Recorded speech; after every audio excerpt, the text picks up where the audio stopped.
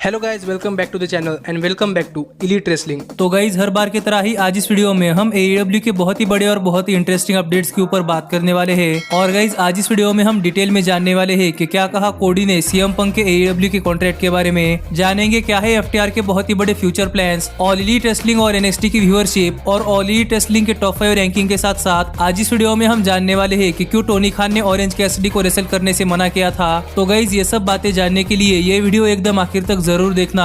और अब ज्यादा देर ना लगाते हुए चलिए वीडियो शुरू करते हैं। और गाइस सबसे पहले बात करते हैं ऑल एलीट रेसलिंग और NXT के व्यूअरशिप की। पर हर बार की तरह ही हम ऑल एलीट रेसलिंग और NXT के इस वीक के व्यूअरशिप के बारे में बात करने से पहले हम जानेंगे इन दोनों ही शोज की लास्ट वीक की व्यूअरशिप। और अगर हम शुरुआत करें लास्ट वीक के NXT के ग्रेट अमेरिकन बैच से, तो गाइस लास्ट वीक NXT के ग्रेट अमेरिकन बैच को व्यूअरशिप मिली थी 759 के व्यूअर्स। और वही last week All elite wrestling के फाइटर फेस्ट के सेकंड नाइट को व्यूअरशिप मिली थी 715 के व्यूअर्स। और लास्ट वीक तो रेटिंग्स के मामले में NXT ने AEW को लगातार तीसरी बार हराया था। लेकिन गाइज अगर यहाँ पर हम बात करें इस वीक की, तो गाइज इस वीक NXT की व्यूअरशिप उनके लास्ट वीक की व्यूअरशिप के मुकाबले 17% नीचे आ चुकी है। और गाइज इस वीक जो NXT को व्यूअरशिप मिली है वो है 631 के व्यूअर्स। और NXT के लास्ट वीक की व्यूअरशिप के मुकाबले NXT की व्यूअरशिप काफी कम हो चुकी है। पर अगर यहाँ पर हम बात करें ऑल एलीट रेसलिंग की, तो गाइज ऑल एलीट रेसलिंग की इस वीक की व्यूअरशिप उनके लास्ट वीक के व्यूअरशिप के मुकाबले 10% बढ़ चुकी है। और गाइज इस वीक जो ऑल एलीट रेसलिंग को व्यूअरशिप मिली है वो है 788 के व्यूअर्स। और ये ऑल एलीट रेसलिंग की व्यूअरशिप में काफी तगड़ा जंप है। और इस डेमोग्राफिक से हम ये जान सकते हैं कि गाइज इस वीक ओवरऑल व्यूअरशिप में ऑल एलीट रेसलिंग ने NXT को हरा दिया है। पर गाइज आप में से कई सारे लोगों को 18 to 49 एज डेमोग्राफिक क्या है ये पता नहीं है। तो गाइज जिन्हें पता नहीं है कि 18 to 49 एज डेमोग्राफिक क्या है, उन्हें मैं बताना चाहूंगा कि 18 to 49 एज डेमोग्राफिक ये पूरे शो को जितने व्यूअर्स मिले हैं उनका एज डेमोग्राफिक होता है। यानी कि एग्जाम्पल के तौर पर अगर आज ऑल एलीट रेसलिंग को 7 लाख व्यूअरशिप मिली है, तो गाइज उन 7 लाख व्यूअर्स में से 18 से 49 साल के बीच में एज होने वाले जितने व्यूअर्स हैं उन्हें 18 to 49 एज डेमोग्राफिक कहा जाता है। और इस डेमोग्राफिक में शो के ओवरऑल व्यूअर्स में से जिन व्यूअर्स की उम्र 18 से 49 साल के बीच में आती है सिर्फ उन्हें ही गिना जाता है। और जिस शो के 18 to 49 एज डेमोग्राफिक में सबसे ज्यादा व्यूअर्स है उसे ओवरऑल व्यूअरशिप में 18 to 49 एज डेमोग्राफिक का विनर कहा जाता है। और यही होता है 18 to 49 एज डेमोग्राफिक जिसमें अभी तक ऑल एलीट रेसलिंग अनडिफिटेड है। और किसी भी शो की व्यूअरशिप अगर 18 to 49 एज डेमोग्राफिक में अच्छी होती है तो गाइज माना जाता है कि वो शो नए नए व्यूअर्स को अट्रैक्ट कर रहा है। और इस 18 to 49 एज डेमोग्राफिक को इतना इंपॉर्टेंट इसलिए कहा जाता है क्योंकि आपको पता होगा कि टीवी चैनल्स की अर्निंग उन एडवर्टाइजर से होती है जो शो के बीच में अपने एडवर्टाइजमेंट चलाते हैं। और सबसे ज्यादा एडवर्टाइजर्स 18 to 49 एज डेमोग्राफिक में होते हैं क्योंकि गाइज इस एज ग्रुप में ज्यादा से ज्यादा प्रोडक्ट सेल होते हैं। और इसीलिए इस एज ग्रुप को इतना ज्यादा इंपॉर्टेंस दिया जाता है, जिसमें अभी तक ऑल एलीट रेसलिंग NXT से अनडिफिटेड है। और आपको ऑल एलीट रेसलिंग और NXT इन दोनों ही शोज के 18 to 49 एज डेमोग्राफिक का डिफरेंस बताने के लिए मैं आपको इन दोनों ही शोज की इस वीक की 18 to 49 एज डेमोग्राफिक बता देता हूं। और इस वीक 18 to 49 एज डेमोग्राफिक में ऑल एलीट रेसलिंग की रैंकिंग जो रही है वो है नंबर 5 और NXT की जो रैंकिंग है वो है नंबर 49। तो गाइज आप देख सकते हैं कि 18 to 49 एज डेमोग्राफिक में ऑल एलीट रेसलिंग NXT से कहीं ज्यादा आगे है। और इसीलिए क्रिस जेरिको कहते हैं कि ऑल एलीट रेसलिंग NXT से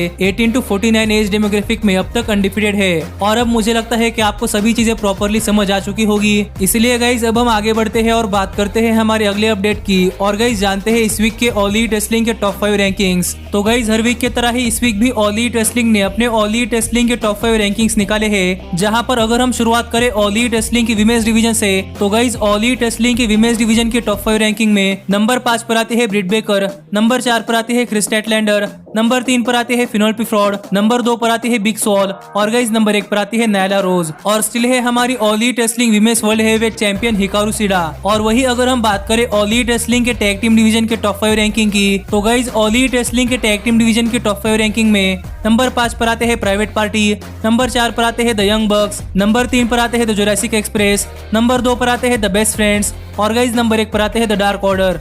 और स्टिल है हमारे all elite wrestling world tag team champions Kenny Omega और हैंगमैन पेज। और यही अगर हम बात करें ऑल एलीट रेसलिंग के सिंगल्स मेल डिवीजन के टॉप 5 रैंकिंग की, तो गाइज ऑल एलीट रेसलिंग के सिंगल्स मेल डिवीजन के टॉप 5 रैंकिंग में नंबर 5 पर आते हैं ब्रॉडी ली, नंबर 4 पर आते हैं क्रिस जेरिको, नंबर 3 पर आते हैं लांस आर्चर, नंबर 2 पर आते हैं MJF और गाइज नंबर 1 पर आते हैं ब्रायन केज और स्टिल है हमारे TNT हेवीवेट चैंपियन कोडी और all elite wrestling world heavyweight champion John Moxley. और इस वीक के ऑल एलीट रेसलिंग के टैग टीम डिवीजन के टॉप 5 रैंकिंग में हमें थोड़ा सा चेंज देखने को मिला, जहां पर जोरासिक एक्सप्रेस नंबर 4 से नंबर 3 की पोजीशन पर आ चुके हैं और मेंस डिवीजन के टॉप 5 रैंकिंग में भी ब्रायन केज नंबर 2 से नंबर 1 की पोजीशन पर आ चुके हैं। लेकिन गाइज अब हम आगे बढ़ते हैं और बात करते हैं हमारे अगले अपडेट की। और गाइज जानते हैं कि क्यों टोनी खान ने ऑरेंज कैसिडी को रेसल करने से मना किया था। तो गाइज आपको तो पता ही होगा कि जब से ऑल एलीट रेसलिंग कंपनी बनी है तब से अब तक ऑल एलीट रेसलिंग पर ऑरेंज कैसिडी ने 2-3 मैचेस ही दिए हैं। और गाइज आपने देखा होगा कि ऑल एलीट रेसलिंग कंपनी बनने के 5-6 महीने बाद यानी कि ऑल एलीट रेसलिंग के रेवोल्यूशन पेपर-व्यू में ऑरेंज कैसिडी को उनका ऑल एलीट रेसलिंग का पहला 1-on-1 मैच मिला था, जहां पर अपने पहले 1-on-1 मैच में ऑरेंज कैसिडी ने पाक को फेस किया था।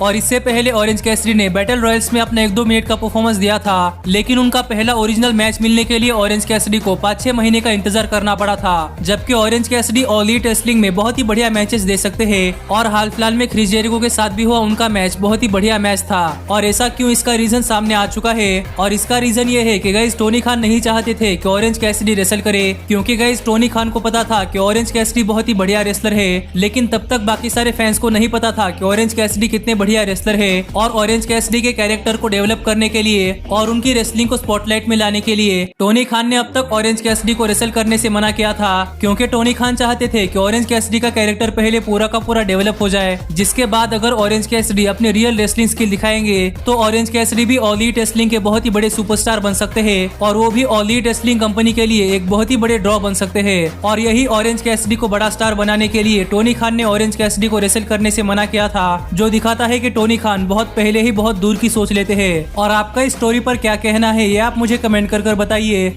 लेकिन गाइज अब हम आगे बढ़ते हैं और बात करते हैं हमारे अगले अपडेट की। और गाइज जानते हैं कि FTR के बहुत ही बड़े फ्यूचर प्लान्स क्या है। तो गाइज आपको तो पता ही होगा कि FTR ने अपना ऑल एलीट रेसलिंग में बहुत ही बढ़िया डेब्यू किया था, लेकिन गाइज इसके बाद अब तक FTR ने ऑल एलीट रेसलिंग के साथ कोई भी कॉन्ट्रैक्ट साइन नहीं किया। पर यही एक इंटरव्यू में बात करते हुए FTR ने अपने फ्यूचर प्लान्स बताए। और इस इंटरव्यू में अपने फ्यूचर प्लान्स को डिस्कस करते हुए FTR ने कहा कि FTR ने अब तक ऑल एलीट रेसलिंग के साथ कोई भी कॉन्ट्रैक्ट साइन नहीं किया और FTR अपना कॉन्ट्रैक्ट साइन करने के लिए अपना पूरा का पूरा टाइम लेना चाहती है, जिसके लिए अभी तो काफी देर है। पर यही FTR ने कहा कि FTR के बकेट लिस्ट में सबसे टॉप पर है कि वो ऑल एलीट रेसलिंग के वर्ल्ड टैग टीम चैंपियंस बने, जिससे कि वो सच में दिखा पाए कि वो बहुत ही बढ़िया टैग टीम है। लेकिन ऑल एलीट रेसलिंग के वर्ल्ड टैग टीम चैंपियंस बनने के अलावा भी FTR के बहुत ही बड़े प्लान्स है, जहां पर FTR ने बताया कि FTR सिर्फ ऑल एलीट रेसलिंग की बेस्ट टैग टीम नहीं बनना चाहती, बल्कि FTR Ring of Honor, NWA, Impact और NJPW की भी बहुत ही बढ़िया टैग टीम बनना चाहती है, जिसके लिए वो इन सारे प्रमोशन में जाकर लड़ना चाहते हैं। और FTR ने बताया कि वो इन सारे प्रमोशंस के टैग टीम टाइटल्स भी जीतना चाहते हैं और इन सारे प्रमोशंस में FTR उनके टॉप टैग टीम के साथ मैच रेसल करना चाहते हैं। और यही सारे FTR के फ्यूचर प्लान्स है जो FTR ने अपने लेटेस्ट इंटरव्यू में बताए हैं। लेकिन मुझे नहीं लगता कि अगर FTR all elite wrestling company के साथ कॉन्ट्रैक्ट साइन करती है तो ऑल एलीट रेसलिंग FTR को NJPW कंपनी के अलावा किसी और कंपनी में जाने की इजाजत देगी, क्योंकि guys all elite wrestling company USA की है, तो ऑल एलीट रेसलिंग ये अफोर्ड कर सकती है कि FTR US के बाहर लड़े।